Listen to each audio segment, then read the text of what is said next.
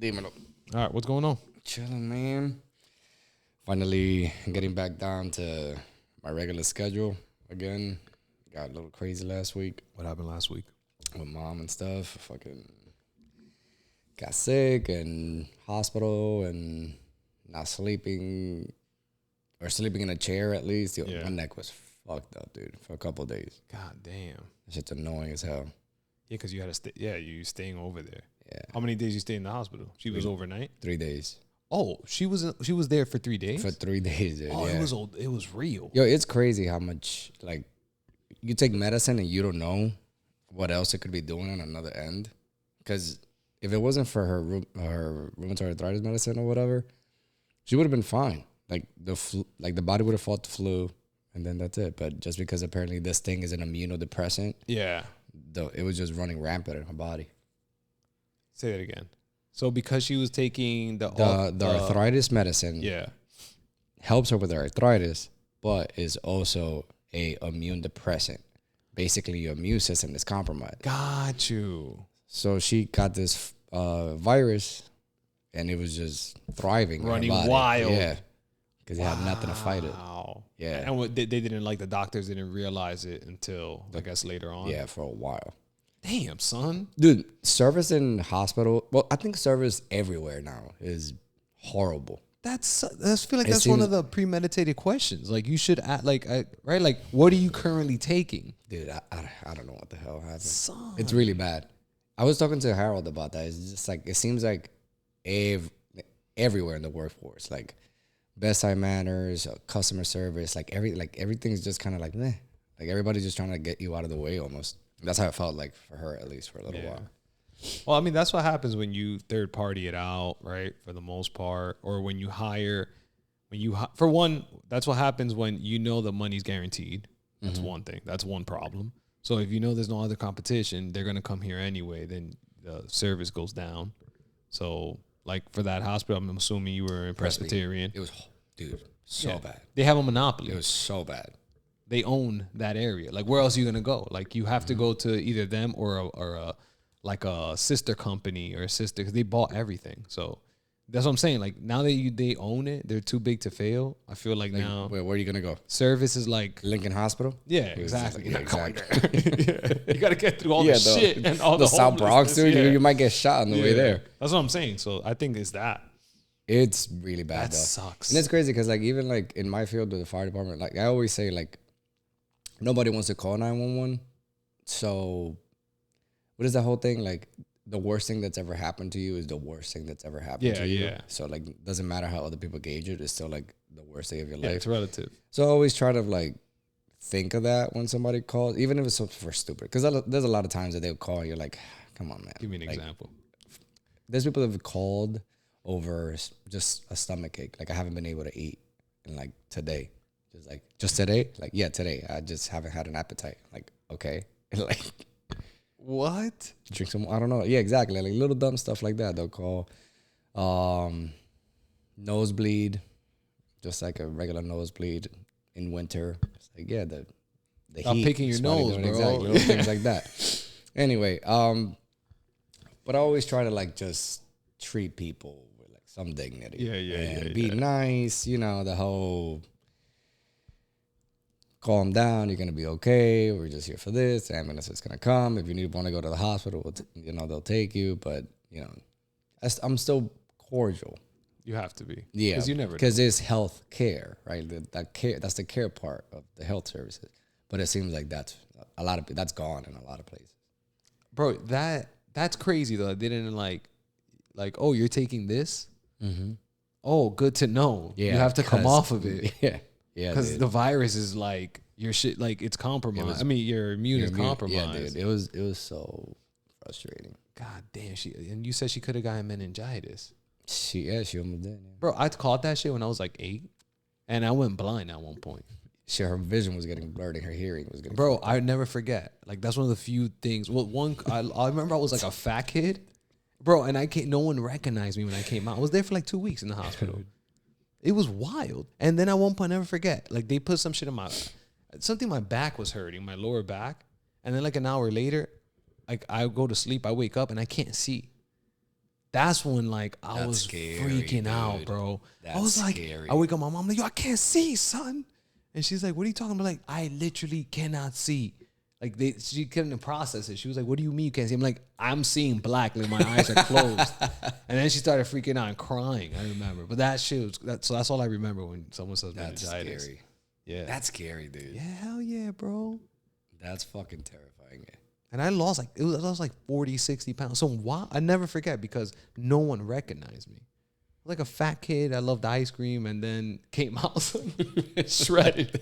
Did you run with it from there? Nah, You went right back to being fat? I was like, I gotta catch up now. But it's good to just be back, you know. No, it's good. And in a happy she's better doing mind better. space. It's crazy. So like, I was thinking how you were talking last time about like the accuracy of the watch and all this. Mm-hmm.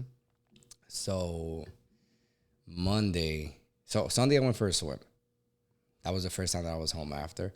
Sunday I went for a swim. I did like maybe like three thirds of a mile straight. Yeah. Then I did drills for like almost a mile. The next day I wake up, I go to work, and I started doing my workout.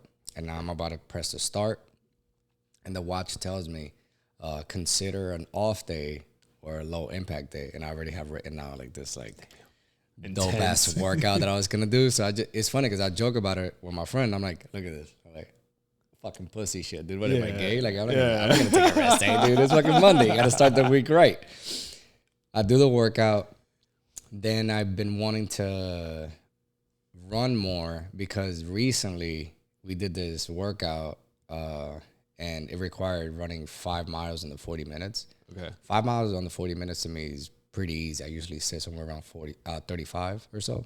5 miles, 40 minutes. So that's like an 8-minute mile. Oh, Right. 8-minute mile. Okay. I bonked. Like fucking bonked in the run, dude. I came in at 40 minutes and 34 seconds or something like that, which is the longest it's ever taken me to run that. My leg was hurting a little bit for some reason, my calf. I think that's where the problem started. Anyway, which is probably going from back to the Achilles or whatever. Anyway, so the watch tells me that. I'm like, yeah, whatever, I'm fine. So I pick up 2 of the runs. So we were taking the probies on the runs. I do 2 miles, get back, get like 20 minutes off, go back outside, take like 30 steps, and I blow my calf out. Oh my God. And I was just like, I probably should have listened to the watch. That's what you get for talking all that shit to your watch. Watch is like, I'm just trying to help. Guess I am good. I'm just trying to help, son. But yeah, so now I'm probably gonna have to take a good 10 days off. Damn. Yeah. That's what you get. I was doing so good. Damn, that sucks. Yeah. On Saturday, I was in Manhattan, and my brother, who knows what the fuck he's taking, but he's like, I'm like, I'll go to the gym with you. I'm like, whatever you're doing, I'm like, I'll do too. He's like, okay. He took me through the workout. It was an hour, 40 minutes of just shoulders.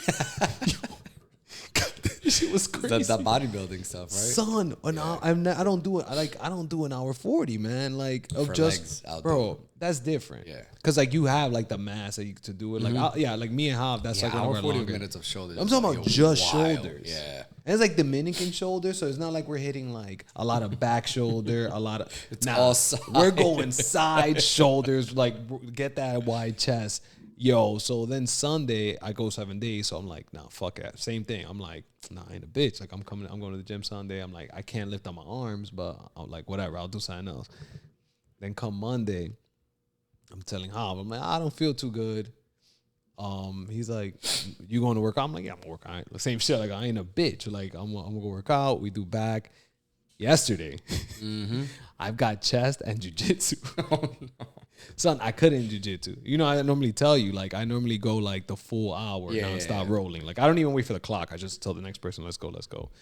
20 minutes in. I was like, y'all can't. Like, someone did a shoulder crunch on me to sweep me, and I almost cried, bro. Dude, it's your body. When you don't have that spring.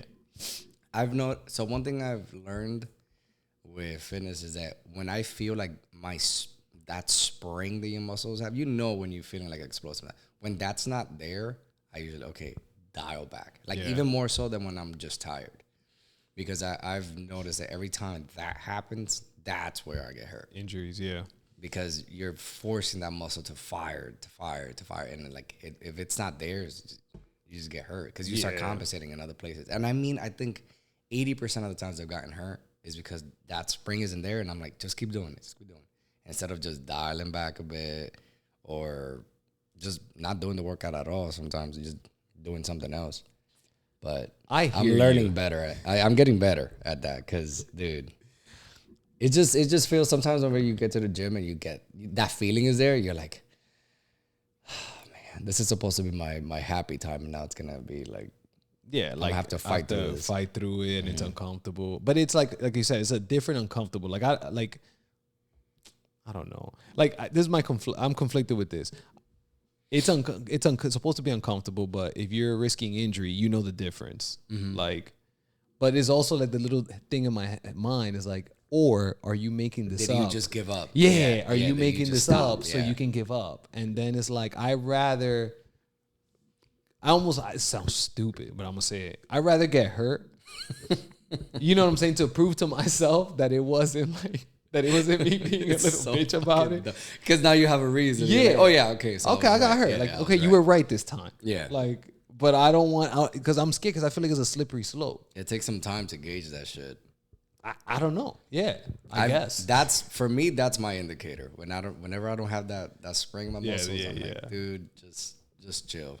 So this week is gonna be probably a lot of like skiing and I fucking love the ski machine. Assault bike, stuff like that to supplement. Where is there a ski machine? In LA Fitness? No, at my work. Oh, I was about to say, like, they got that in LA Fitness. Dude, I wish. That would have been cool, man. Even if they had like a couple of assault bikes in LA Fitness. Nah. The assault bike is the best. No. I love to hate that machine. Yeah, that's why I wanted a Maris to get it. Like, so I could use it too, but it's for jiu-jitsu is. I can imagine. Because it's everything. Yeah. Everything is going. It shoots up like your heart rate, like your breathe. Everything is. It's like an anxiety attack almost getting on that. Talking about heart rate, I asked you yesterday. Oh yeah. You wouldn't believe. I don't know what this means. I don't know if this could be a health condition, but Amaris's average heart rate is 37. What? According to her watch. But I was like, how? Her average is, I'll show it to you later. I was like, there's no way. Like, I'm at 46. I was like at 56. I think you came at 52. So I'm like, okay. She came in at 37. I don't know how accurate, but I'm like, there's no way. She should be like a what is it, like those deep divers? Yeah, I'm like, and she What's works her respirations? I don't know. I got now I gotta check in. Like, yeah, because if her respirations are also low, then she could set some records. Bro, she could do wild shit. She won't do it. It's not her style, but yeah. The lowest I've gotten is like 37, and that's when I was asleep. Yeah, exactly. Because her watch, the other day, like, sent her a message like, "Yo, are you almost like, are you good?" Because it went down more, like to 36 or something. And she's like, "This is below your average," and I guess like her average is clearly already low. It could be just a mistake with her watch. It has to be. Yeah, we can check. Like we could probably go old school, just check whatever. Yeah. But it's crazy if that's true. That'd be kind of cool. Yeah, hell yeah. She can hold her breath for that long. She could she's probably had more peace than anybody. That's insane. 37 is really low. Yeah. Like, I think, if I'm not mistaken, competitive swimmers get down to like 43. Yeah. Anything 45. Of like a high endurance, most of those people tend to have like a super low heart rate. That's sick. Yo, if it's true, yeah, it's like it's cool because she works out, but not to that extent. So it's like a genetic thing then.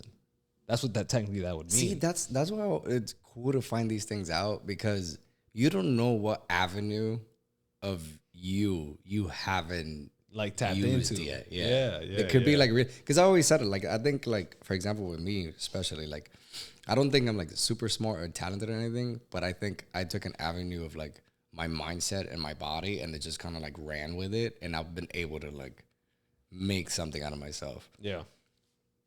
But how many people, I wonder, like, have something else that they probably don't even know that they have a talent for, and they haven't tried it, and there it is. I think that's most people. Like, they haven't found, like, Jay-Z talks about that all the time. He's like, He says it every interview. He's like, everyone has something special about them. He's like, I'm not just saying that. He's like, it's true. Like, everyone has a unique thing. Everybody? I don't know. I think everybody. It might be some dumb shit. I don't know, man. But I think the same thing. Like, everyone has a thing that they might be. It doesn't even have to, but they're like a little bit better than most people at that thing. That's what I mean. I've definitely known some idiot savants. Yeah. Like people that are just dumb as fucking rocks, but they're just really good at this one thing. Yeah. There's a ton of people like that. I mean, Mayweather is one of those. Yeah. Look at him. He can't do anything, but bro, he's a good problem solver. Yeah. Essentially, right? Like he knows how to box. Can't read. Yeah. He can fuck you up, box. though. Yeah. That's all he knows, bro. It's dope, though. It's cool to see that in people, though. Like, because, I think when everybody thinks of like a successful person, they think of the same idea, which is this person that has everything together. But that's nope. Not only is that's probably usually not the case. It's just whatever they put out. But I think it's a lot more different when you see certain people that like you really see that like, oh, this dude is like all fucked up and up, but like, hey, he's doing pretty well. He took this avenue of his life, and I'm like, yeah. There's no way that like anyone you see who excels at one thing, there's no way that you think they have everything else together. Most likely, like we see in all most famous athletes, everything's falling apart. The only thing that's solid is that thing. You know what's crazy? One thing I've noticed through history, have you noticed that most great men, whether it's like Marcus Aurelius or like even Gandhi, like all these great people, all of them, usually their kids for some reason are fucked up. Makes sense. Like assholes. I could see that.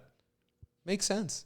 It's a different. It's not probably like the dad. Like if the dad's like Gandhi out here talking about the bigger thing, that means if there's something bigger, time for you. Yeah, you got time for you. There's bigger things.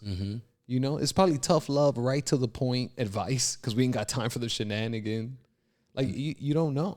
I always found that really interesting though, because it's like the whole thing of they also say great men are seldomly credible with their own stupidity, and those are things. But I think also to be great, you have to sacrifice a lot of those things. Because even when I always think of like athletes like Matt Fraser, Michael Jordan, Tiger Woods, Mayweather, like all of these people, they're just wired different. Like their brain is not the same. Like these people, they're obsessive. Yeah. Like the same way an addict is on heroin, they are to their process. And that creates a lot of turmoil and other things. Apparently Matt Fraser didn't go to his friend's wedding because he didn't want to miss a training day. But he's the best to do it. It's Matt Fraser, yeah. Best to do it. That I don't know. I just think the guys that I like that do it the best are the guys that like Jocko talks about it in his book when he says like, I don't have a picture of like my family on the wall.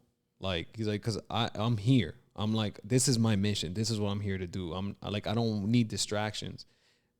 I get it. Like that's fucking crazy. Yeah, but I get it. The last thing you want is like to have a distraction on this when like this is your main thing. Oh, you're talking about when he was out. On tours. 100%. Yeah. But that's like an intense example. But even Kobe was like, nah, like this is what like she had to either get with it, like understand, like he had an interview. He was like, yeah, like this is what I do. This is what I want to do. This is what I want to obsess over.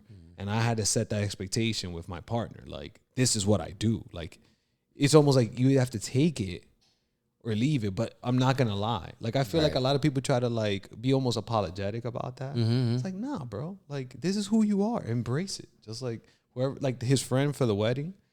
If my friend was Matt Fraser, I'd be like, bro, I get it. Like, look at what he did. Yeah. Like, he set records. He's like, exactly. Straight and up. Now he has all the time. Yeah. To do whatever he wants. I don't know. I get it. Like, it does take a special kind of individual, though. There's a ton of sacrifice. Yeah. It's cool to see those things. That's why That's why I respect those people even more. Because it's aside from obviously they're super talented, but the work ethic is, if you're able to take that almost into any topic of life, like you'll be completely fine. And like I think about, like, I know in our company, like there's one thing we're trying to focus on is like not chasing the shiny ball and saying no. Like, it's man hard to say no. Like, but a one yes equals like 1,000 no's, right? Every time you say yes, that means you're probably saying no to thousands of things. Every time you say yes to something, right? Yeah. So it's like I'm putting an emphasis on like, no, like, nah, I'm good. This is what we're doing. This year, this is our focus. Great opportunity. Thanks. No. Like, because then it takes away from your plan, from the plan. Yeah. So that's what I'm saying. I appreciate, same thing you said. I appreciate those people that are like, no, no, I'm training, but no. Even when it comes to us, even aside from careers, even to friends, like sometimes you need, like I'd rather, let's say we were hanging out today. I'm like, yo, I don't want to do it today. Like I just want to hang out. Fine. I'd rather that than you feel forced to like, oh, I already said yes to him. And then come and then we come hang out and you don't want to be there. Yeah, you're a buzzkill. Yeah, you're a buzzkill, or you're just not in the mood. You're kind of just like, all right, I'm gonna head out. You should have stayed home. Exactly. Yeah. So I always appreciated, like, for example, like with a lot of my friends, it's always been like that. Like, yo, if you're not feeling up for it, like, just don't. It's fine. Like, come here when you want to come here. Like, that's what I want, for you to be able, like, yes, I want to go out and do this and have fun and. Yeah, look to have a good time. Yeah. Like if you're just, although there is also times where you, like, if somebody's going through something, you know, because sometimes you get also caught up in your little hole and you kind of like get into the little corner yourself. Sometimes as a friend, you do have to do that. Like, yo, come on. Like, I know you're feeling this way or that way, but let's go out, like, fucking vent a little bit. Yeah. Friday, that was like that. Me and Daniela went out to eat. I broke my sober stuff. Nice. Yeah. But it's... I have an issue with it. I don't like drinking anymore. Yeah. But like yesterday, like we the cleaning lady was here and cleaning lady was in Angie's house. So we were like, damn, we can't come home. Like, let's go eat. So we went to eat and everybody was drinking, like just sipping. And I kept saying no. And I have no problem saying no. Yeah, me neither. But then at one point, Amara was like, all right, you said you just drink some wine, like just be part of it. And I still wanted to say no. But I was like, like I never come out with my friends during the week. I was like, the kids are not like jodiendo. So I was like, fuck it. See, that's, again, and it goes back to that balancing and being able to say no. Because, like, when we went out on Friday, there was a lot going on. And sure, I've done this for 7 years now. Yeah. Where for the first 5 months of the year, I'm completely sober. This is the first time I break that. But it was just kind of like, you know what, man? We probably needed it. It was, it was fun. Yeah, and like Daniela put herself out there. She knows, and you know, she's not gonna like. I get it. Like she like you said, maybe she wanted like let me make it okay for him because he's not gonna do it because you know, I get it. Wasn't bad. It wasn't bad. Yeah. We went to this place. What is that place called? I was gonna ask you, where do you go? It's close to our house. The bar with the waiting room. No, it's like a nicer spot. Oh, the Cuban spot. No, I heard that place sucks. It does. Yeah, the water sucks more than anything. The water? It's weird, but like it matters to me. Like they were like, "You want water?" And I was like, "All right, cool, yeah." And I drank the water, and it just set the tone for a bad night. But the water, like everybody got the same tap water. There's just different. It was nasty, bro. Probably just taking it out the. It's probably like not even out. Yeah, it's probably not even filtered. The water's already nasty here. But at least I could tell like the people that put filters, even though it's still nasty, but they try. Good commercial spot. They just opened the faucet straight out the faucet. It's like still has a little bubbles coming up. It was nasty, bro. That's gross. So I never went back. But it's like when you let's say when you see the hotel, you make that right. So wait, I'm facing coming down from. Okay, you're coming down from my house, right? And it's you pass the post office. You make that left on the post office, and you make that right down there, like past the dog. So I passed the post office. So now I'm in. We went there recently, where Abby said the whole thing about like what's a bad word. The Irving Inn. Yeah, the Irving Inn. Yeah. The drinks there are good. They are good. Yeah. We went to Linwood Bar and Grill. Linwood Bar and Grill. It's not bad. Like Dave Portnoy ranked the pizza there 8.2. Oh, nice. Yeah. It's in Linden. Have you seen that app? The one bite, whatever. Yeah, it's pretty. Me and we did the like 2 years ago in summer. I remember. Yeah, we hit a couple of the spots. A couple of spots were, for me at least, were kind of overrated because I wanted to just buy the slices that just give me a regular cheese slice. Yeah. Set the tone with this and let's see where you're at. A couple of spots, like, yeah, it's a good cheese slice, but I don't know what else to tell you. And this is the rankings of Dave's. Yeah. So he's biased too. Like he likes he likes the crunchy. Yeah. Bottom with the crunchy crust, thin. Mm-hmm. What else? But the best one for me was Lindustry. Where's that at? In Brooklyn, dude. It's OD. It's OD. Probably the best pizza slice I've had. Lindustry. Mad good. It's a cool spot. It's a cool spot too. Like good service. The little space is cool. Yeah. They got a bunch of other specialty pizzas. They have the Mike's Hot Honey too, which you would never think went with pizza. I was gonna say, yeah. Blows your mind. Yeah. Yeah. Industry. All right. We have to go to. No, we can't do it on a Saturday. I'm sure that place will be fucking crazy packed. Right? Probably. Yeah. For sure. That and then Mama's too by Columbia University. Oh, like in Manhattan. Yeah. Oh, that one is really good too, and not as packed too. Oh, good. You could try there if you go there. It's called. It's like they have a white pizza. Mm-hmm. It's like peppered and whatever the fuck. It's mad good. Try the regular slice too, because you have to. There's a spot in Milburn that he ranked that me and Amaris, we went after Abby's doctor's appointment. It was fucking good. Like he ranked it high, and I'm like, oh, this is like actually good pizza. We should go. But it opens after 4, so it's like hard. That's how you know when spots are good. Yeah, when they have like a 5-hour open window, they're like, all right, that's it. That's all you get. That's all we got. So see, while we were there, we sat there. That shit was non-stop. There was like 5 dudes in the back just like spinning dough. Like when we got there at 4:05, everybody just that's spinning probably why they open bro. so late, because most of the day is probably just prepping, so you don't have a 17-hour wait for this pizza. I think that's what it is. It was crazy. Have you ever worked at restaurants before? No, never. I bartended for 2 restaurants that opened when they were opening. It was a fucking nightmare. I could imagine. What did the manager or owner have experience with restaurants before? Yes, and still, right? It was. What was chaotic? Like just dude, the service at first is gonna be bad, no matter how experienced the staff is. Aside from that, like getting orders right and it's just a flow of everything's all over the place, man. Systems start getting fucked up because you got to figure it out. And I was always bartending, so at least I had like my little area. And it was just this, and even that sometimes it was like, what the fuck? I can imagine. Yeah, I hated it. I don't know how people do it for that long, man. Because I bartended for like 2 years, and I was like, I don't like getting home at 6 a.m. Yeah, I mean, what do you? Like your schedule's off with all your friends. Yeah, you're not like you were never like big on nightlife. Mm-mm. So you're like, what the fuck? And then everybody is like, especially if you start making vibes with somebody, you know, it's obviously like, show them a good time. You want to work for the tip, blah, blah, blah. They're like, yo, take a shot with us. And you're just like, all right. You just throw it over your shoulder. And just like after a while, just like, I can't do this shit anymore. Nah.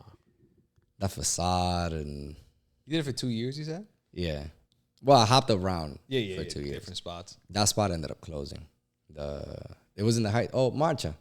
Oh, man. I actually enjoyed that spot, bro. It wasn't bad. I made brunch, man. I made the drink menu. You did? Yeah. I used to go there a ton. Every time we would be hungover, like, because it was like right there. It was convenient. Mm-hmm. We always had like a spot. We get the brunch. It was like $25 for brunch. We were like, I thought they were going to do a lot better because of the hospital was right there. Yeah, that too. But it burned down, right? Yeah. It's a Jew fire, bro. Yeah. That's what it was. A Jewish lightning. Yeah. I remember. I think, something else is there now, right? But it took a while or something. Isn't there like a organic, like... I think it's like a wing spot or something like that. Oh, Wingstop. Yeah. Wingstop, yeah. Yeah. No, that organic spot I'm talking about is further down.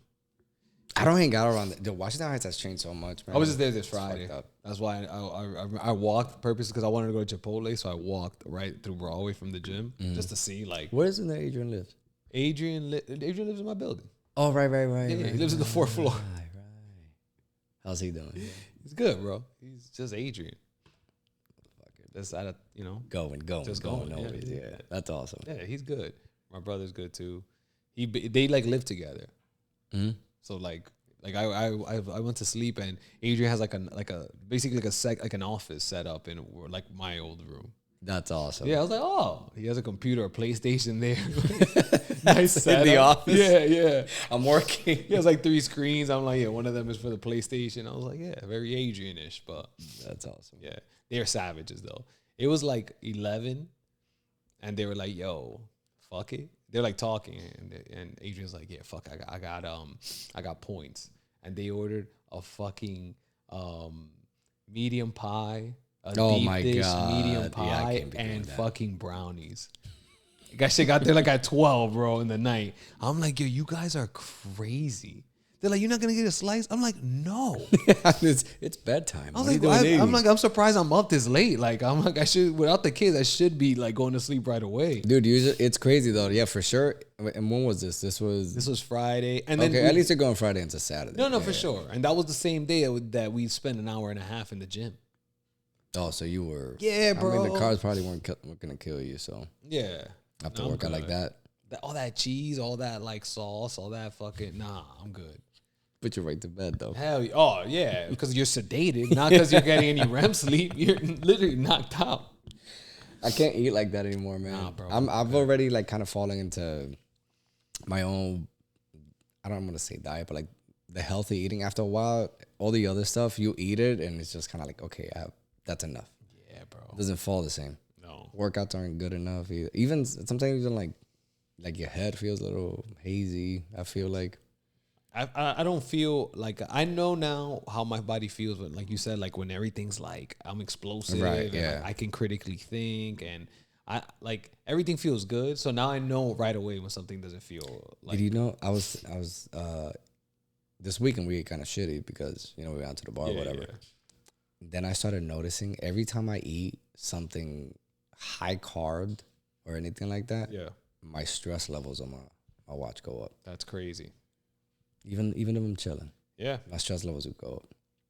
So it's like your body probably like, what is this? What are you doing? Yeah, and then the fucking what do you call it? The insulin response shoots up. So your body's like, normally your body's chilling. It's like it recognizes all the food you're giving it. It's kind of falling into this rhythm, and I was just like, what the fuck is this? Yeah, it's good, but once in a while. Yeah, just for same thing with that drink, whatever, dude. 5 years I've been doing this, but after. Gotta give yourself a break a little bit. That's what I should have done with my fucking calf, man. Now I'm all blown out for the next 10 days. So you can't what is it? Like you can't do like calf raises, right? Like so I can do calf raises, but if I run, if I jump, anything that's gonna require that spring, it's gonna hurt. It's gonna hurt. That sucks. Soft tissue is the worst too. And it sucks because then it happened as I'm leading the run. Yeah. So I try not to limp. Because they're going to talk shit. Have any of the cadets talked shit? Not to me. God, I wish they did. Dude. So it's funny because you always got to put in somewhat of like a straight face. Yeah. Dude, we're doing these workouts and I'm tired too. Yeah. Like a lot of times I'm 2 workouts in, like shit starts to burn. Of course. And you're out of breath, but you got to keep this face, right? Yeah. So that happened and I'm like running. I'll take those 30 steps and I feel like that pop. And I'm like, fuck, all right, just keep going.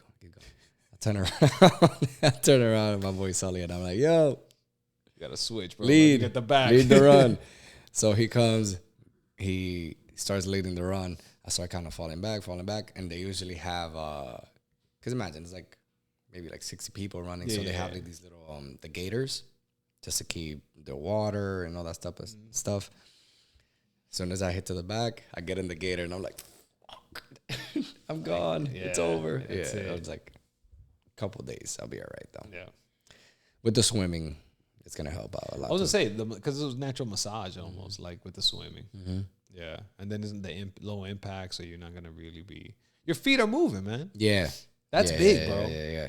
It's crazy. Like, people don't get that. Like, the feet, because it's so unnatural for you to keep your feet like this. You just want to hit that breaststroke. Yeah. And the thing is, like, it's crazy. Now, when you went like this, I was like, oh, he got it already. Like, that's it.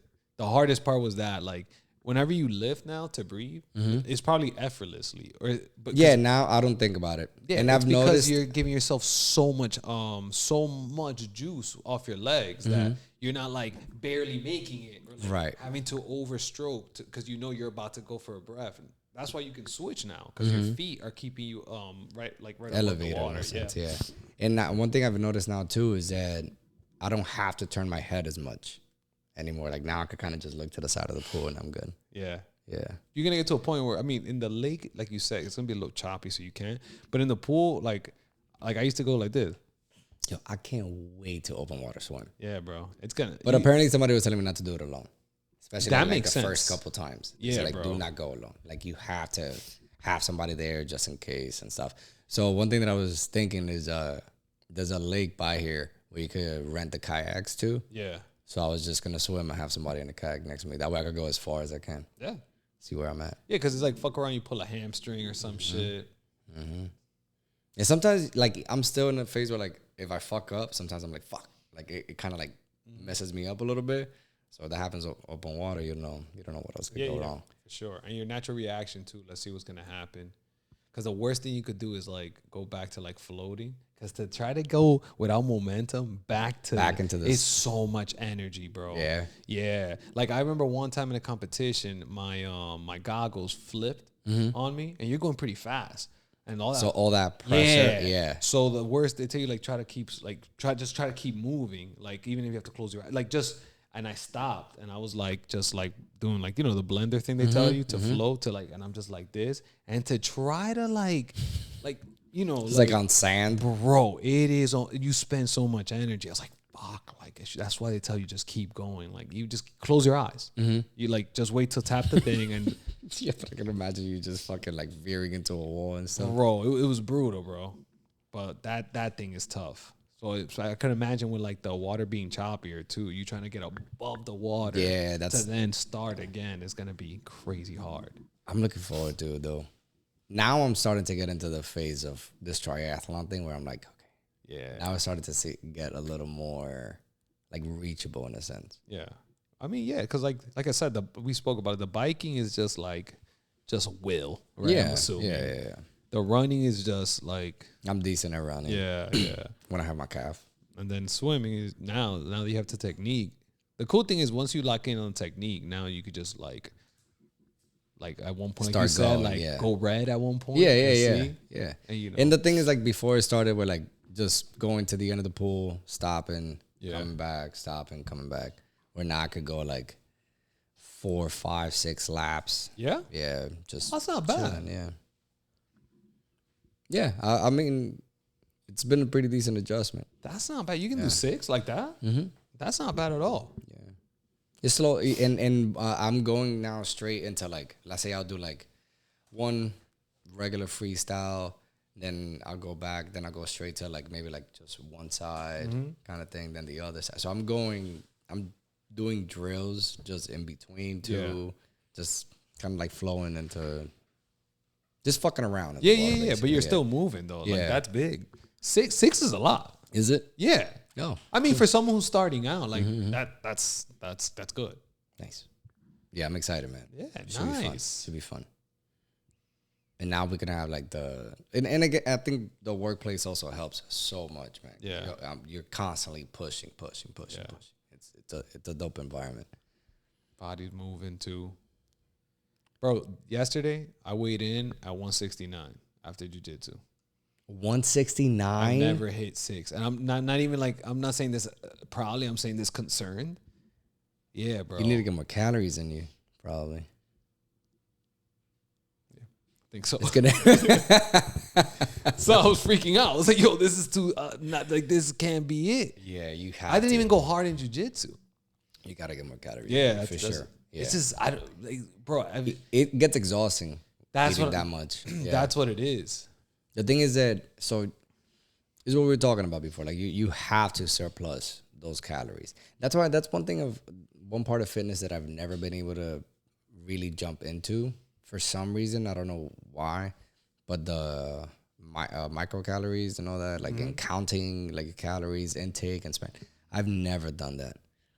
I just eat. Yeah. I mean, I stopped. So normally I would do like intermittent fasting. I've been doing it forever, just naturally. I just don't like eating in the morning. I like to do all the work I can, even work out without food in my system. I feel like it helps me stay zoned in. Yeah. But I stopped. I was like, I can't do this anymore. So like what I do now, like with my coffee, I told you I baked those. It's pretty cool. I don't know if I gave you the recipe, but it was fire.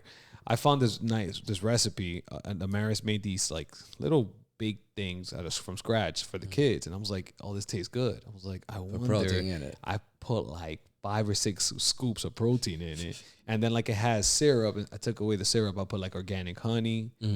I have some organic protein oats that I throw in, so it's like good on protein. I think it has eggs, butter, but I use the coconut oil. Oh, nice, dude. Yeah. It's like I'll show it to you. And it tastes good. So what I do is I take one of those in the morning with my coffee now, so I can just get something in. Food is the first thing I think of when I wake up. Yeah. No, my stomach is adjusting though. I guess I have years like doing it this way because it helps me like stay. That's crazy. 160. Yeah, bro. But like now I'm like, nah, that's it. Yeah. Like I'm gonna take I've only been doing the high calorie protein, the one that you told me about, twice a week during the jiu-jitsu days. But now I think I'm just doing it every day. Yeah, like I have it on the bag now. Yeah, like so I'm gonna go swim and I have it right. And you do it every day. Yeah, I have to. I get it, dude. You know what's funny? Speaking of like the protein and mixing stuff, so when we went to Mason's competition the other day, I was in a rush. I tried to get like an extra like 20 minutes of sleep. Sorry, remind me to tell you about Mason. All right. Okay. And so I just throw in, it was the recon protein that we have in house, just regular. I guess it doesn't mix well with the oatmeal. Yeah. And I didn't have oat milk, so I just put hot water in it and I was mixing it, walking around, and then I started eating it as I'm walking there. Dude, it was fucking disgusting. It's like a Mori soñando when it doesn't like mix together. Bro, I have a really strong stomach when I eat, but I'm eating and I'm just huffing it down because now it's like that bad, and I'm eating, walking there, and I'm like fucking gagging, dude.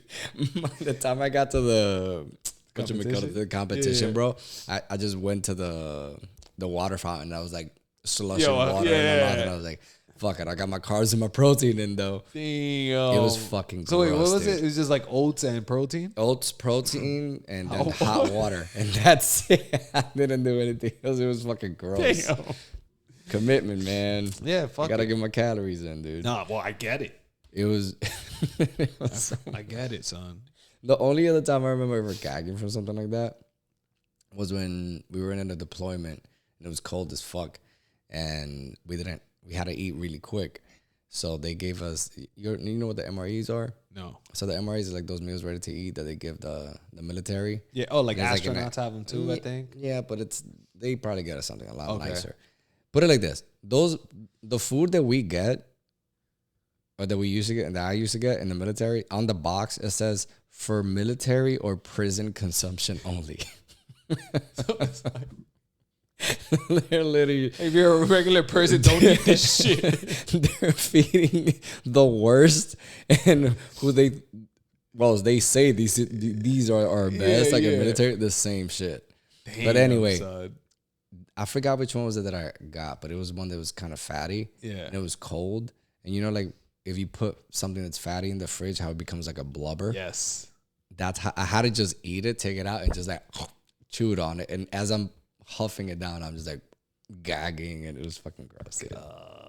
That's crazy. So it says for military or prison consumption only. Damn. Yeah, dude. I saw that and I was like, this is fucked up, man. It's almost like just take away the prisoner part. So at least the prisoners are like, oh shit, the military gets to eat this. Everybody wins. Dude, we should not have seen that. That was fucked up, man. Oh man. Yeah. So what is like a meal and like they blend it and then they kind of like glue it back together? So no, they have like a bunch of different ones. They have like spaghetti and meatballs. For breakfast, they have one like biscuits and gravy. Does it taste anything, or is it like protein style? They're all fucking gross, dude. Everything is like loaded with sodium. Yeah. So, you know, because obviously that's the stuff you need. You get like super constipated. if you eat them a lot. It's just all gross. I forgot all the flavors. There's people that'll become chefs though with these things. Like they'll just mix certain, like, oh, if you have that one and I have this one, I switch that, and they'll mix it and like they'll make it taste good somehow. Some prison shit. Yeah, I usually like, this is too much work, dude. Let me just fucking grind it out. Yeah, fucking, it's gross. So tell me about Mason. Oh shit! So not for nothing, he had a tough day for sure, bro. He's killing all the kids. So I think he developed a chip on his shoulder. Nice. He's killing all the kids, like all of them. So Hav sent me 2 videos. Like on yesterday, Hav, the coach, was asking like what is going into him, like. Really? Yeah, so I think like if it's lit a fire on there, yeah, dude, that's bro, amazing. So hopefully that's character. Yeah, I'm like that's great. Like, and he sort of when Angie originally asked him like, "Do you want to do it again?" He said, "I don't want to say no. Let me think about it." Which not for nothing, fresh out the competition, I'll take that. A day after, she was like, "Let me just ask him again." He was like, "I want to do it, but not the next one." The day after he had jiu-jitsu and the coach was like, "You want to do it?" He's like, "Yeah, I want to do it. Like, I'm doing it." Yeah, because you always, he still had that blow in. Yeah. Like, no, it was a blow. It sucks. But it was, dude, I'd never thought I would get so invested in watching a bunch of 8-year-olds, 6, and like compete, dude. It was so fun. There's a lot going on too. A lot of emotions. So fun, man. A lot of emotions. That little girl. Oh, Elliot. She was my favorite For sure. because it was so cool because like she was wearing on her face every emotion that an adult would have in a real intense environment or competition, I would guess. But she was just pouring it out. Yeah, bro. So the nerves, the crying. It was the cutest when she goes out to the ref and she's like, this is my first time. I'm like really nervous. And she's like crying and stuff. But then it was awesome too because like she loses the first 2. Yeah. Cries. Wins the second. And you see her like still there. And every time she walked into the competition, she had those like those nerves and she's crying. But like by the time she came out, she was just like, okay, I did it again though. Bro, and she showed up every time. Yeah. She showed up every time. She ended up winning like 2 or 3 of them, right? Yeah. But more importantly, like I think that's crazy. Like not even adults, bro. Like especially her, we were using her like she knew it was gonna be tough, like you said, all that, but she was still doing it. She was like, I don't care. Like I'm acknowledging, like what we spoke about. Acknowledge your feelings. There's nothing wrong with that. But don't let it stop you from doing what you got to do. Right. That's like a little, like it took us as years, a 6-year-old, dude, fucking decades for me to process that. As a fucking 6-year-old, she's out here doing it. It was really cool to watch. That was awesome. It was bro. really. It's cool too to see kids at that age like start figuring their own emotions out too, and like how to be brave in their own way. Yeah, bro. Because it goes back to even the whole thing about like how you have to have kids hang out around other kids often, because there's a lot of things, for example, that us as, like, let's say as parents, uncles, or like adults, when a kid doesn't want to do something, no, it's okay. Like, you're fine. Like, you know, if you're scared, that's okay. But like sometimes when you see all these other kids doing it, you don't want to get left behind. Yeah. So now you're exercising like, fuck, I'm scared. But now let me be brave a little bit, because I don't want to get left behind. I don't want to be the 100%. Only one that doesn't do it. So all those things are in a sense getting taken away sometimes from kids. But like that environment that they were in was awesome, because then now it's not only that they're practicing how to be braver and how to deal with adversity, they're doing it on a one-on-one. Yeah, bro. Against each by other. Yourself, by bro. yourself out there. It was really cool, man. Son, it was really cool. And the way they responded, all the kids. And, bro, if you, like, think about it, like, there must have been, I don't know, like, at least, I can't tell, but at least 500, more than 500 people there. Yes, there was a lot of people Bro, there, it was packed. So I'm just picturing, like, this kid. And then Mason had, like, 20 people watching him. So I'm just thinking, like, he has 20 people watching him. There's, like, a fucking 500 people there, all surrounding all the mats. Like, they're telling you, you're up, ready, go. Yeah. And you're like, what the fuck? And then there's a kid here trying to, like, to rip my head off. And you don't know, like, how much training this kid has. You have no idea. His style. Yeah, you don't know what the fuck you're going to do. And then you lost. And then that was the cool thing with Mason. I'm happy, like, having Angie, like, make sure he They're kept great, doing yeah. it. Yeah, like shit is rough. Yeah. Like you see a kid getting his ass whooped and you're like, fuck. And it's like, nah, you gotta like go ahead, you gotta go again. And he's like, he don't want to do it. He's like, nah, you gotta go. And it's like, how do you navigate through that? Are you being too tough on them? Like, should you let them come out? No, like, or but is that the right answer? You don't like. It's so much going on for everybody. Yeah, but it's cool though. And then like the fact that later they went to eat pizza, which I told them is like super important. I used to do that with my kids. After like that much intensity, like I feel like you got to do something silly, like almost take a load off. Like Right. so, they went to eat pizza and the kids were just joking. So it like you leave off with the like, oh, I get to hang out, and everyone's like nicer to each other because their lives were in danger a second ago. So right, that happens to us, all right? Like, like in jiu-jitsu, the nicest people, the fucking you know how to fucking you do jiu-jitsu, Muay Thai, boxing, and you're super nice. But it's probably because you know you can fuck most people up. And also because you could know that you've been fucked up. So Exactly. you know how you got to be nice to people. Because Yeah. you don't know who knows what. Exactly, bro. So it was nice seeing the whole thing and then him bouncing back. And then now he's training and he's going super hard. He stopped doing that bulldog bullshit Yeah. because he realized it doesn't work. Go anywhere. Yeah. So he's done it like a handful of times, Hop said, but he's using it now to like as a transition, control and now slide to either side control or mount. You know what I'm saying? Which is how you want to use it. He was always Right there. one step away from being on the dominant position. Yeah, he bro. just it seemed like he was like, let me control this right now. But though. now what? Yeah, exactly. And before kids were tapping, like, but it's like kids were tapping because they were scared, not because you had anything. But now, like, he saw, he was like, oh shit, it doesn't work. He does have an arm in and the head. There's something there, but not in the position that you're in. Right. You know? You know what's cool too? Seeing that a lot of these kids already that early already have a style. Bro. Because there was that one The wrestling Savage? kid. And then there was also one that he was like a little snake. Dude. Like he just like The smooth kid. yeah, the one that he was wearing the black. Yup. Bro. He was so good. But then this other wrestling kid, The Savage. Maddox, The Savage. bro, The that Savage. kid was good. The way he like let's say he goes for a double leg, right?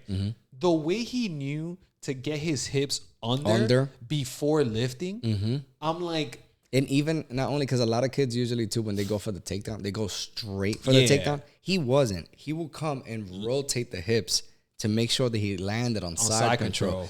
And another thing that he would do, I'm like, this little fuck is gonna kill somebody one day, is that he would even lift the leg either. He would actually slide his knee across the belly because he knew that if he lifts his leg, he gets swept. Dude, he was real. legit. And not for nothing, like the coaching, there's something to that too. And I spoke to Hav and Hav spoke to, but like the whole idea of like one voice, like all this chaos, and then there's multiple people screaming.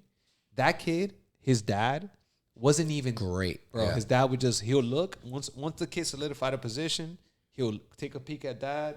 Dad would be like, you know, give him a little hand signal, which they clearly have like they knew already. They knew already. The kid knew where to like go from there, slide up, try to go for like a triangle, whatever the case may be. And I was like, that's crazy. Like in a chaotic that we just mentioned situation, you go the other way, right? Like you go the opposite way. You go very calm. This is what we do. Yeah, it was. I'm definitely going to the next one. Oh yeah, me too. I would. Everybody was so invested. It's like, oh shit! Now this kid is going with that. Oh, that's a good match. It was like dope. it really felt like a legit event, and it wasn't. They didn't look like amateurs either. No, they were very. There was no kid like just trying to bum Just rush trying another to bum kid. rush, No. yeah, You saw no. that not for no more in the teens. Like the bigger kids trying to like just like bully the other ones. Yeah. With these kids, since they're like there's no overly strong kid, especially because it's by weight class. Like no kids hitting the gym, Right. so it's like an even playing. So it's like it's a game of technique. Yeah. So it was cool that they all had technique. It was really, dope. yeah, it is true. Yeah, that is like a game of technique at that point. 'Cause that's really all you got. Think about it. Like it was funny. We were talking about it. Some kid in jiu-jitsu. He was like, "How much you weigh?" I was like, 170-ish around there. He's like, "I'm 170-ish." He's like, "It's crazy that like he was like a chubby, smaller kid." He's like, "It's crazy that me and you weigh the same." And it's like it's that like I can I'm clearly I was probably way stronger than him. But with kids, there is you don't see that, especially when it's weight class. Like we're probably the same strength, give or take. Pretty cool. It was dope. Yeah, bro. It was dope. It's cool to see, like, even on a day to day, like, you have to exercise. That's why, again, like, doing these new things and these new challenges and stuff, it takes a little bit of bravery to say no. Yeah, it takes bro. a little bit of bravery to pick up, for me at least, like the Ironman, and I'm like, oh, whatever the hell, because it's very easy to stay in that zone of comfort. Like, yeah, fuck it, like, yeah, you know. No, 100%. It was, dude, definitely going to the next. Oh one. no, 100%.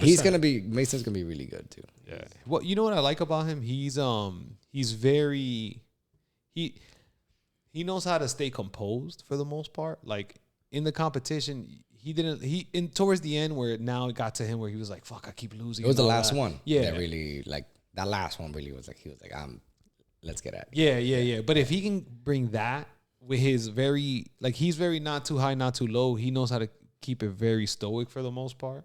Like, if he can just, like, raise it, but then, like, use what he normally does, which is keep his, like, you know, very, like... Bring up the intensity, keep the mind. Yeah, nice just the mind at ease, which he's good at. Like, he knows he's a very calm kid. Like, I feel like Abby's going to be very similar to the other girl. Like, I want. It's like, I hate this. Like, you know, she's going to be like me. Like, it's fine. But... I think, again, it's like that, going back to that, what is it, nature versus nurture? It's... Some kids you do see, because I think I've always been pretty mellow and stoic, where, like, raised in the same household, my sister is a lot more emotional than I am. And it's not even like the male to female I don't think thing. so. Not with that, yeah. It's just the way people react to certain things. Some people just need that instant, like, okay, what's the solution now? Or like that big burst of energy where, like, I've always found myself more comfortable just being nice and slow. I don't know. Everybody has their own solving problem skills, and you can solve the same problem in 1,000 different ways. Yeah, exactly. As long as it's effective, and like I said, I think as long as you know yourself. Like I feel like people, I don't know. You know, like you're always taught growing up, especially, like you should be balanced. You should be what time are you leaving? No, I got that. Okay, cool. I was like, in case I'm holding you up, but like. All day, my parents used to say the same thing. Like, oh, you should be balanced. Like, all my life, I always heard balance. And I don't think, like, oh, your weaknesses are this, you should work on them. Like, I'm very against all of that. I don't know. Like, I think as I get older, I'm like, this is me. I was telling my boys, like, I'm like, I am like Charmander. Charmander can only be, right? I love that example because it's very, like, imagery, but, like, you can only be Charmeleon and Charizard. You can't be Squirtle. You get what I'm saying? Like, stop trying to spit water. Like, stop trying to learn how to spit water. You spit fire, bro. Like, that's who you are. That's good. Right? Yeah, so it's like, I think the approach is like, no, like that girl, Elliot. Like, that's who she is. Don't try to change her. Because now she's going to, like, she's never going to be as good as Mason at being mellow. No, just work with what you got. And just like, how do you get the most out of what she is already? Like that, I think that it's better. I'd rather work on that than work on how to make her more mellow. I think in embracing who that person is, they'll naturally become slightly like, okay. But I feel like you're setting them up for failure if you're like, no, Morgan, you're calm. No. I don't need you calm. More out of you. I need you to be more erratic. Now you're overthinking being erratic because you have to think about being erratic. And now if you go against me, and now let's say I'm naturally erratic, I'll always win. Because while you're thinking about being erratic, like I am being erratic. I understand what you're saying. You get what I'm saying? And it's funny you mentioned that because to me, even in the military, people always used to say, like, in training, they want you to project your voice. Yeah. It never came natural to me. I'm just not a screamer at all. Yeah. But when it came to missions and stuff like that, I mean, everybody was able to hear me and that's instructions and stuff like that, and that was completely fine.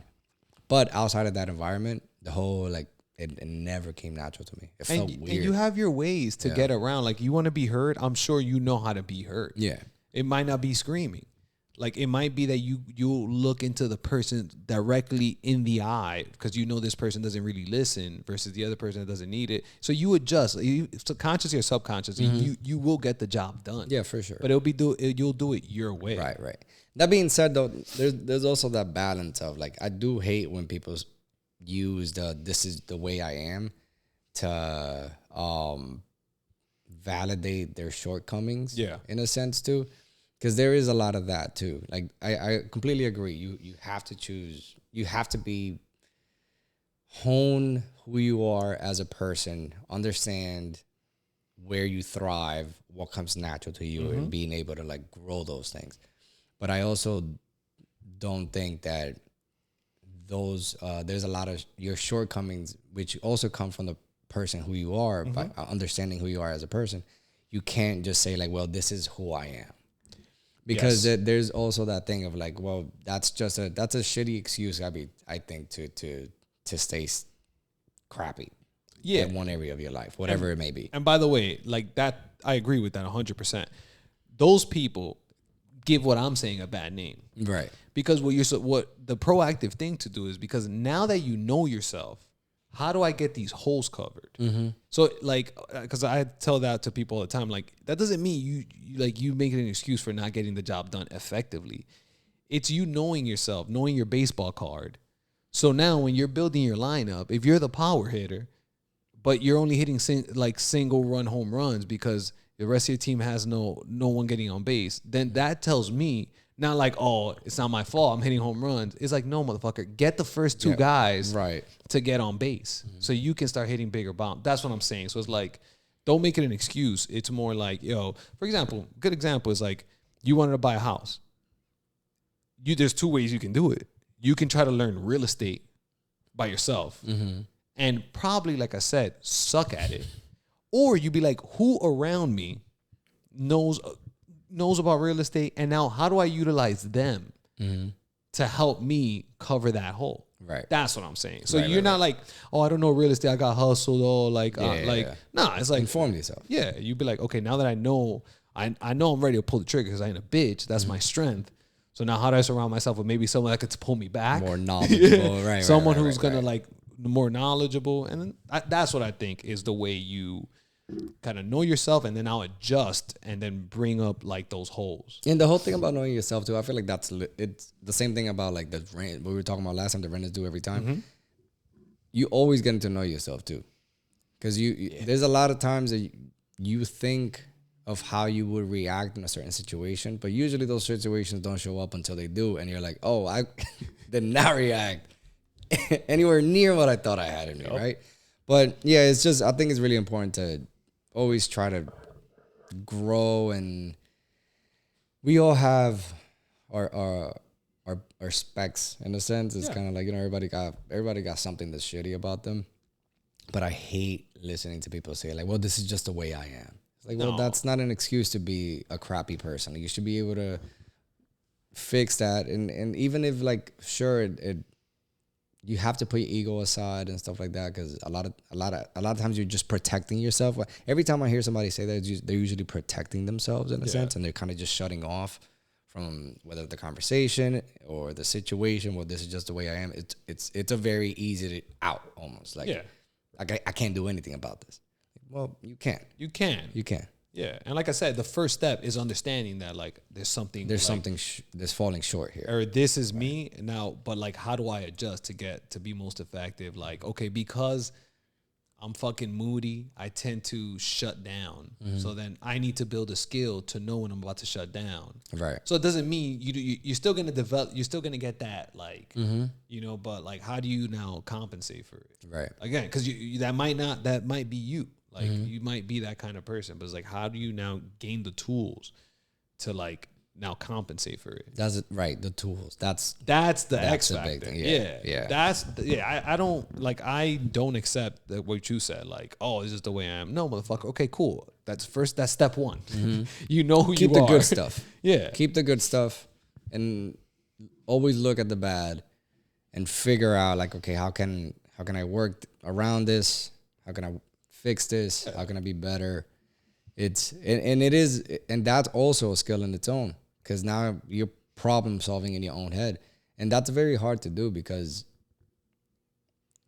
when you're keeping your things, you're keeping things to yourself. When you're thinking about a problem that you personally have, there's almost nothing to bounce off unless you're really talking to somebody or unless you're presenting with a situation.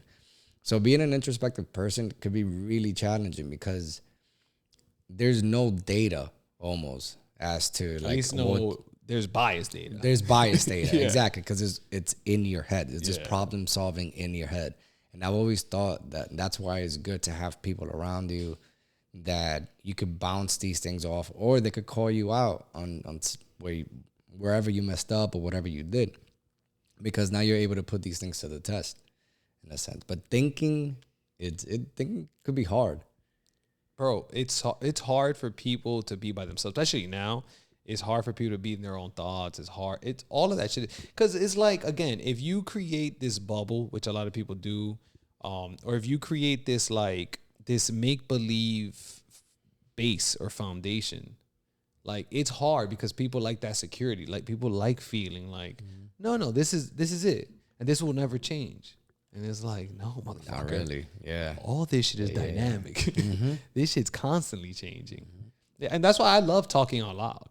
Like, sometimes, like, luckily I have my friends who won't judge me for the shit. And like I said, I'm not married to anything. I try not to be married to. And if you are married to something, it's probably wrong. Like, there's probably a reason why you want to stick to it for so long. Right. Yeah, like, just sometimes I'll talk shit, and then when you guys be like, no, that's stupid. I'm like, that is stupid. Right. All right, take that shit out of here. Like, God damn it, Ronnie. Like, you know, it's important to have that, like, because the data is biased. Sometimes I'll think about something for like weeks. Like, I just had a meeting with Michael, one of the partners, and I was stuck on like blah blah blah. Basically, I was like, I want to condense this to 2 calls from 3, whatever. And he's like, and I was stuck on it. I was like, nah, because 3 calls don't work. And he's like, like, that's the dryer. He's like, it does work. And he's like, but it's like gonna work like this. I was like, no, it's not gonna work. It's not gonna work. And it's like, Ronnie, why the fuck are you like? Shut the fuck up. Is it gonna make money? Like, and then it took me a while though but like, thank God I was like, shut the fuck up and listen. Like, maybe he's right. And then he said something. I was like, oh, that's true. He's like, yeah, that's what I'm saying. I was like, oh, my bad. I was like, I was stuck on it. My bad. I was stuck on this. I was like, you weren't gonna convince me in my mind. But then that's also part of that whole. I think all of us, especially not hyper successful, but hyper motivated people. Yeah. Sometimes you get caught up in that in other ways too. Yes. And that's one of those where like you're just like, no, this is like the idea. So like, here I am, and I have to, and boom, boom. And you're always kind of like running against this wall, and you're, expecting it to break. Where like sometimes it's like, yo, the door's right next to you. Yeah. Oh. Just take it. But that's, like you said, that's why it's important to like just sometimes say it out loud, right? Have somebody. Like, try not to have an ego. So if someone does say something, it's like, at least they took the time to, most of the time, if it's a loved one, like, at least they took the time to be like, all right, dryer. Fuck. The fuck. It's going to happen one more time, too. But at least they took the time to fucking be like, hey, man, you notice you do this? And I was like, of course, me right away, because, again, this is just me. You can tell me anything, and I'm going to be like, shut the fuck up. You don't know shit. But that's just I understand that's just my initial reaction. I'll be like, Ronnie, calm down, ego. Just sit with it. Just sit with it. Like, who's saying it? Oh, this person knows me a little bit. Okay. Oh, shit. All right, now, I'll be like, talk to them about it. Like, because something's still bothering you. So if it's still bothering you, probably, like, you need more information. Now chime in. Right. Give yourself that second. So, I mean, damn, dude, it sucks. Because that's also us, just because we have that group around us. I was talking to somebody about that. I was like, you know how shitty it must be to be caught up in that other fucking world, or like the one that, in a sense, I don't want to say we got out of, but where we grew up.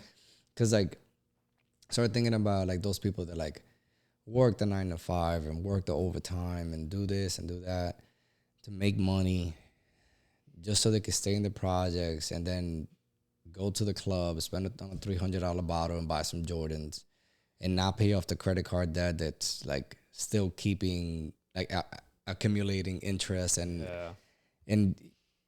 there's nobody around them that could tell them like, yo, maybe you shouldn't come out with us, dude. Like, didn't you say you had all this? Like, pay that off, right? And that's special in a sense to have somebody. Yes. And then to end up in a situation where we are now is just kind of like that's almost everybody in our circle. Like, you know. But, you know, like, that's not by mistake. No, right. You kind of like pick your friend. You pick your friends, and then, like, anyone who somehow slithers their way in, eventually, like, I can't hang out with these guys. Mm-hmm. Like, fuck. Right. Like, there are expectations. Mm-hmm. Like, whether we like it or not, like, yeah, like, there are expectations because we're not going to be talking about the same things. Mm-hmm. We're not going to be thinking the same thing. So, naturally, it's like, this is not my group. Mm-hmm. So, even something as small as, like, when, like, I mean, I don't know, but, like, I've never been, like, a sneaker guy or stuff like that. Like, sometimes when I used to see my friends, I'm like, bro, I know what you do for a living. You can afford this shit. Yeah. Like, why are you buying these? And I don't know. It just sucks to see a lot of that. And then now you're stuck there. Yep. Because it's work, buy shit I don't need, bottles I can't afford, right back to work. Because you have and then do that. And then something comes up, so I don't have any money, so I have to put it on my credit card. And by the way, America, something always comes up. Yeah, always. Always. That baffles me. Like, something will always come up, people. You have to have something to, exactly. Like, and there's no government help for it either. Son. Something as small as like your gas tank going out. Like you gotta, you ran over something, now you got a hole in it. You gotta fix that. I was like, fuck, I don't have the money. Well, you had the money last week before you bought them sneakers. Bro, something will always happen. Like, if you have a car or a house, if you have any physical thing, it literally depreciates. Not in just value, but it literally depreciates because it is a physical thing. Mm-hmm. So it is literally like depreciating every second. Something's gonna stop working. Yeah. I tell tenants this all the time. I'm like, there's a brand new house, right? It's nice. They're like, yeah. I'm like, let me tell you something. Not anymore. As soon as you walk in this door, two things. There were probably 50 contractors that went through this. And I personally did not check every single plug outlet. So I guarantee you, even though it's a new house, I guarantee you're going to call me telling me that one of at least an outlet or something's loose. Mm-hmm. Trust me. Because no matter what, nothing's perfect. This is a box that people made, tons of people. No one's looking at these people 24/7 to know that they did every single thing right. So I'm ready for a call. I'll be like, don't hesitate to call me. All right. And they'll be like, okay, good to know. I'm like, yeah, you're like our test dummy. It's nice, right? You have a brand new house, no one's touched it. The bad news is because no one's touched it. That's how it is, people. Same thing me with my house. Yeah. The fucking in the first floor. It's like, yo, the AC's on. Why is it always fucking hot down here? The air compressor, they never connected it. Boom. I had a brand new air compressor that never been. All they did was just put it there. That's how it is. We never knew. Because I don't know shit about that. And think about it. You know how many inspections were done? Because they did pull permits. We checked, right? We all checked. So permits were pulled. So that means, let's put it like this. So for the HVAC, the HVAC guy needs to check it. The electrician is the one that connects it. Right? The HVAC for the permit to get it approved went. For electricity went. So at least 4 people. 4 people, you got an inspection, a home inspection. Mm-hmm. 5 people, because he has to make sure that the HVAC's working. Mm-hmm. The agents, you would assume, like Vin and the other lady, you would assume they walked the property and checked, make sure the AC was working before the inspection so they can make sure it passes, so they can make sure they move the house. 7 people. We walk the property. Yeah. That's what? 10 people. Not 1 person. It's crazy, bro. Yeah, dude. And that's how it is. And that's something silly. Yeah. Too, because it didn't cost much at all. For sure. But it was just like, it took a week of summer of me like, something like, this isn't, like the air is on, but it's fucking still hot down here. And that's how. And you need to have something that costs side, money. Man. Yeah, like you got to connect it. No, you can't connect the motherfucker. You got to go get an electrician to connect it, and that's gonna cost you money. I remember when I got T-boned. So I got T-boned. Car was considered a wreck. Whatever. Got full insurance. Grade was her fault. All that. All cool. But here's what they don't tell you. It was a lease. It was a 2-year lease. I paid a big down payment because I wanted lower monthly payments, but they never processed that. Like Hav told me after, he's like, yeah, you don't want to put like that big of a down payment because God forbid you get hit by a car, right? Like you're not getting that deposit back. Yeah. So yeah, I have to come out of pocket. Cool. But then what's the other thing? You have to rent a car. Like the insurance gives you like they gave me like 35. But I was like, I'm not driving this little piece. After getting hit by a fucking car, the $35 only gets you a small ass car. I'm like, I'm not riding in a small car no more. I got popped. Like, I'm scared. Give me at least a month. Like, so I got a truck. So I'm paying that like extra out of pocket. Then I'm like, oh shit, I gotta get a car. So now you have two things. Yeah, and I gotta come up with a down payment again. So I'm like, oh fuck, and I gotta get insurance again. So I'm like, yo, this was easily like a $5,000 swing, like $3,000, $3,500, let's say for the down payment. Let's say I pay the insurance and like I want to pay the insurance right away. Like the inconvenience. Now I'm like, luckily, like my job is very like, you know, whatever. But like imagine I had a 9 to 5, but now I need my car to get to work.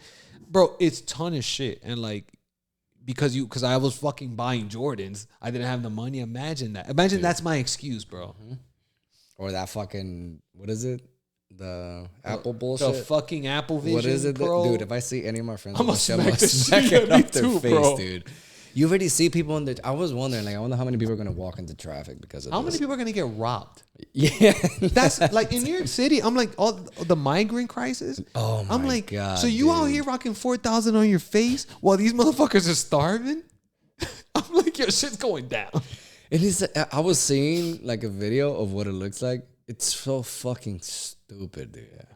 It's so, it makes it, I don't know, but like, I get it because technology, it's supposed to be innovative. Yeah. So you appreciate that from it. I ain't gonna be the first one to buy it. The second or the third. No, I'm gonna take a while. Yeah. For sure. It's weird. It's just, you know what Adrian told me? Two cool stories Adrian told me. One, this has nothing to do with anything, but the second one does. But he did say one that I wanted to say. He said doctors. He was reading something that and it's a psychology of money, which is a good book. He's like the third person recommended, by the way. He said that doctors, on average, take like, I forgot the number. I'm just gonna make him up. But he's like, for every like one pill that for every like 5 pills that a doctor would recommend you take, he's only taking one. Which was like, I'm like, that's... Wait, what do you mean? Yeah, so like, basically, it's because he don't give a fuck about you. He'll be like, you know what? Yeah, like, he's like, take these. One of these will work. But when it comes to him or her, the doctor, they're like, whoa. Why are you giving me all this stuff? We got to do more tests for me. Yeah. Like, I'm going to make sure, okay, I actually only need this. Which was like, that makes sense. Something random. The second thing he said was, he's like, no, it wasn't him. It was Ryan. I spoke to him yesterday. He went out. He's in Florida. And he was telling me about how, like, they went out. Like, he hasn't gone out in a while, whatever. He's, like, our age. He went to a younger, like, whatever. And he said that it was weird because, like, guys will go up to girls to talk to them. But they would only ask for, like, their IG. To then, they'll go back to where they were to then message them on DM. And he was like, yo, bro, I couldn't, like... Like, You're like, there. Yeah. That's weird, man. That's socializing. It's so weird now. So like, son, do you have like any single friends? Ryan. So that's one thing. Like one of my guys was telling me at work that like the dating scene, he said, apparently right now is the weirdest it's ever been. Son, because it seems like even if you meet someone face to face, they still kind of like want to pull back. And like, wait, hold on. I need to see you through the phone first. And let's chat there. And then just kind of like, you know, maybe we'll come back to this. Where it's just like, yo, you got the person right in front of you right there. Yeah. You know, like, and the thing is like, everybody's a different person online, obviously. But even more so, I would say texting, because you get to think for a while about what you're going to send. Yes. And on top of that, that text could be misinterpreted depending on how you say it too. Tone, like body language, all that stuff, right? When you're talking to someone, I don't believe that. Well, I hate when people's like, oh, I could tell people's energy, but sometimes you can tell. I'm like, yeah, this dude's a little off. And that's getting taken away too. That's why apparently there's like a bunch of single people now, and nobody's like looking for anything. There's more. What is it? I think there's more single men than ever nowadays. I could see that. It's weird, man. Mm-hmm. Like me personally, like negotiating wise, like I always said, like if the best case scenario is you meet them in person, because like same thing, they don't have time to think. I'll say stuff sometimes just to see their body language reaction, because it's more telling than whatever the fuck they're gonna say. Right. After that, you get them on the phone, because pauses matter, like deep breaths matter. High heart rate, you can feel a high heart rate. Yeah. How interested you are in this conversation. How are we going back and forth? Like what's happening? Then unfortunately, then you go to text. That is the fucking worst. Even emails, the worst. Because like me personally, you're not even getting me at this point. ChatGPT, write me an email just basically explaining how I don't care about this. Send it nicely. Like I want the person in front of me. Yeah. I want to get to know them as soon as possible. That shit is fucking. I don't understand, bro. And you see too, like even things that happen around you that don't even have to do with, let us say, you and I. You get to know the person on another level, the way they react about the stuff that's happening around them too. Whether it be, I mean, you'd never know if a person's a little bit of a racist or this, or they don't like how this person is doing that specific thing. So, but then you are like, oh, I do that sometimes. So like now you're seeing these reactions. Yeah, like you're kind of taking notes and stuff. At least if you're an observant person, you should be picking these things up, because a lot of people are just like, you know, facing titties and they're like, I'm just here, whatever, good, this is dope. Yeah. But those things, they matter, man. Like they matter so much because nobody's 100% of who they are. No. Right? Absolutely not. But everybody lets go a little bit every time. And sometimes they don't even notice that they do it. I know I do that. Yeah. For example, like most of my friends and family always say that like I wear my emotions on my sleeve in a sense, or on my face, because usually when something happens, I can't hide it. Yeah.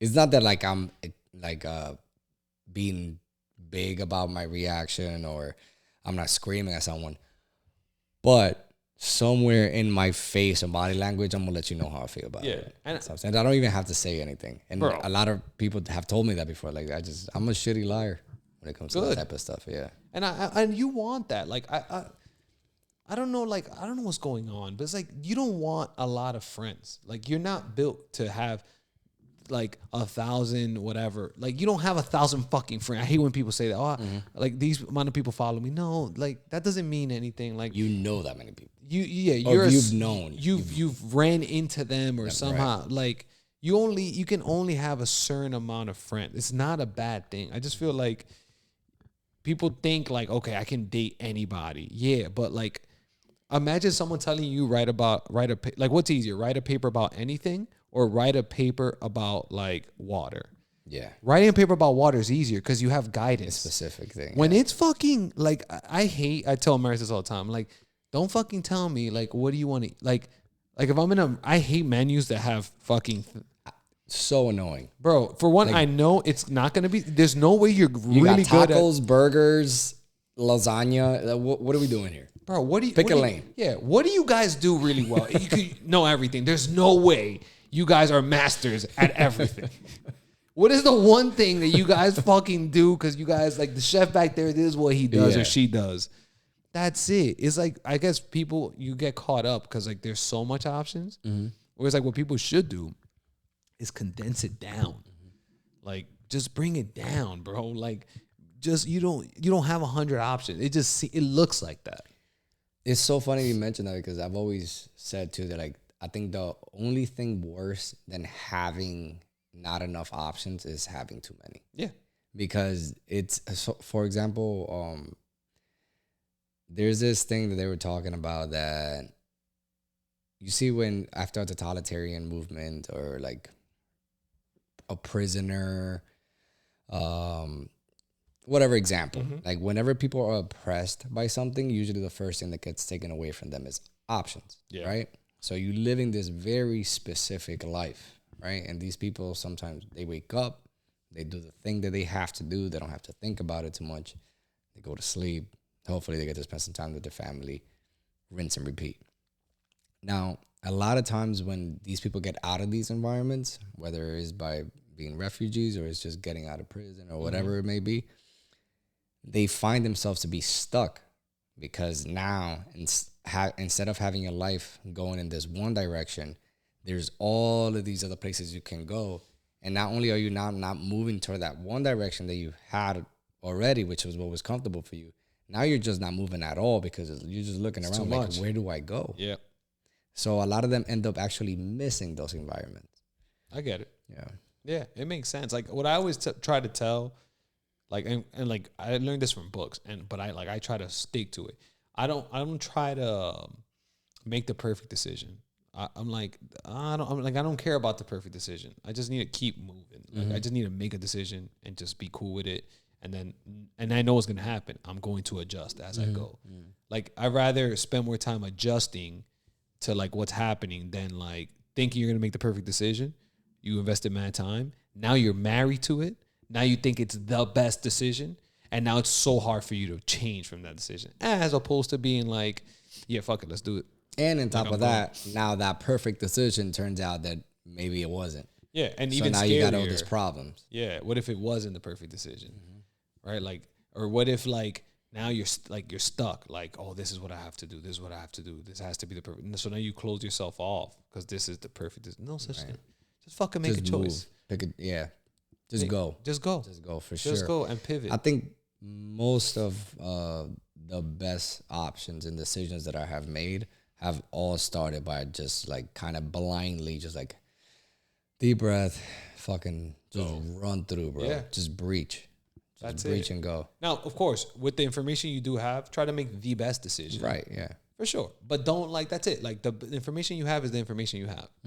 Like you don't dwell on like, damn, if I had more. I was like, yeah, motherfucker. But you don't. Same. Yeah. Like, this is where you're at. Like, what do you want to do? Let's go this way. You sure? No. Like that was, dude. That is funny, dude. Because I always say that to me when it's like, yo, so you sure about this? I'm like, no. The fuck? I never done this. No. And like, it's always funny to people when I say that, but it's a genuine. Like I'm serious. Like I'm dead serious. Like no, I'm not sure about this, but we're gonna work on it as hard as we can. We gotta keep adjusting. We're gonna make it work somehow. Figure it out. Yeah. That's it, bro. It's better, bro. And like you get to experience. And that's how you truly like. I think going that route, you said there's a ton of ways to go. So if there's a ton of ways, like that's that thing in Wonderland, Alice in Wonderland with the bunny. She's like, which way do I go? And he's like, where do you want to go? She's like, I don't know. He's like, then it doesn't matter which way you go. That's right. That's awesome. That's bars. Yeah. But it's the same thing. Like, but at least I always say that, like, okay, I'm gonna try this because I think it's right, and I'm gonna go for it, and then I'll see what happens. But at least that's one. Like, let's say it didn't work out. I don't see that as like a bad thing. I see it like, oh, okay, now I know this is not who I am. Like, this is not what I like, and now I can move on to the next thing. So, like, some people's like, oh, I don't want to waste my time. I don't see that as wasting your time. Invest your time. You invest, yeah, and like you know a little more about yourself. Like I had to get a steady 9 to 5 to know that I didn't want a 9 to 5. Like, but if I didn't experience it, then every time like this will get harder. Then it's like, damn, should I have gotten a 9 to 5? I was like, I got a 9 to 5 opportunity. I said, fuck it, let's do it. Sounds good. Okay, this is not it. Figure it out. But I don't regret like doing that. It took me because you wouldn't have ended in the other place if it wasn't for that in the first place. And I wouldn't have appreciated this because I know what the other side is. I'm like, oh, fuck, I can't do this. Like in an office, like sitting down, like, fuck, this is. That shit hurts, dude. Bro, it's hard. It fucking burns in your head. It's hard. I had a big problem, man. I remember I used to have a standing desk because I couldn't sit. So they were like, we're not buying you a standing desk. I was like, okay. So I remember taking all the books around the office and I just made my own standing desk. And then they were like, we got to get you a standing desk because this is an eyesore. I was like, you can do whatever you want. I was like, I'm standing. I'm like, I can't sit. Like, I don't know what to tell you. Then I made a bed under my desk because I was like, I don't want to go to lunch with you guys. Like, I'd rather be by myself and read a book. I was like deep in like reading when I started. So I would just lay down on the floor. And then they were like, just go to the conference room. I'm like, but you guys told me I couldn't. They're like, just fucking go to the conference room. So it's like, I was like, all right, cool. Like, You know what? That's another thing which is great. Sometimes when you're unapologetically yourself and you just again saying no to these things, bro, the things people just get out of your way. yeah. Because they don't even want to, especially if you're a confrontational person where like you're okay just defending your stance. Yeah. Most people just start getting out of your way because they're like, I don't even want to deal with him. So I love that. Do what he wants. Yeah. Because the thing is too, like you have to be like, if you're gonna be that guy, you also have to be the guy that can be like, oh shit, you're right. Like I was wrong. Right. Yes. But if you have those two, it's very hard for like if you're not ready to like really dig in. It's like you said, like fuck, he's not a douchebag because if I tell him something and like I'm right, he'll tell me I'm right. So I can't use that excuse with him. Right. He's just standing his ground. This is what works for him. Yeah. So it's like, why would I get in the way? That's what it is. Me and Amaris have this all the time. Like she's like, Ronny, it's just you. And I was like, that's true. Yeah. She's like, I can either choose to fight this and I'll go to the end because I truly want to see if this is like for real. You know? It's not because I'm like combative. I just been like, oh shit, is that true? You think it's because of that? Really, let's talk about it. She's like, no. I was just talking. Slow down. I was just talking shit. I forget that you're gonna take it to heart and really want to dig in. I was like, all right, my bad. Good to know. It's a good quality to have, man. And like, for with me, it was the same thing. Where like, I was in certain environments where like, every time I knew, not that they were doing the wrong thing, but they were doing the thing that didn't work for me. Yeah. I was just like, no. And you have to be okay with like, okay, now there's gonna be a reaction to that. No. And I just be like, all right, cool. Just I'll take it. That's fine. Well, but I don't agree. I'm like, yeah, you don't have to agree. And that's okay also. Like Anthony Bourdain was used to say, I don't have to like you, nor do I have to. No, I don't have to agree with you or like you to respect you. That's very true. Yep. And I try to live my life like that. You know, like I understand that everybody has what makes them tick and the things that works for them. Doesn't mean I have to go with it. Doesn't mean I have to like it either. Yeah. But just treat people with respect. Yeah, bro. That's a good way to end it. Yeah. I think so.